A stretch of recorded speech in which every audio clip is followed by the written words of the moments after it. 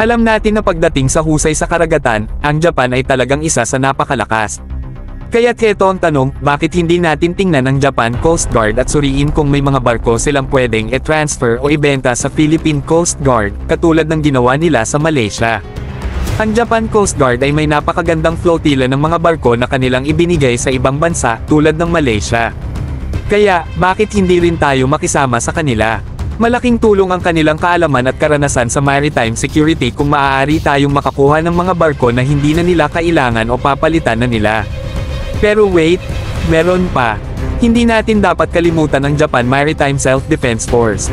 Paparating na ang kanilang mga bagong Mobimi class at next generation frigates, ibig sabihin may mga barko silang papalitan. Isipin nyo, mga bro, kung sakali mang makuha ng Pilipinas ang ilan sa mga barkong yun, malaking bago yun sa ating mga kahandaan. Isipin nyo, mga bro, ang Philippine Coast Guard na may mga barkong dekalidad na galing sa mga kaibigan natin sa Japan. Parang perpekto, di ba?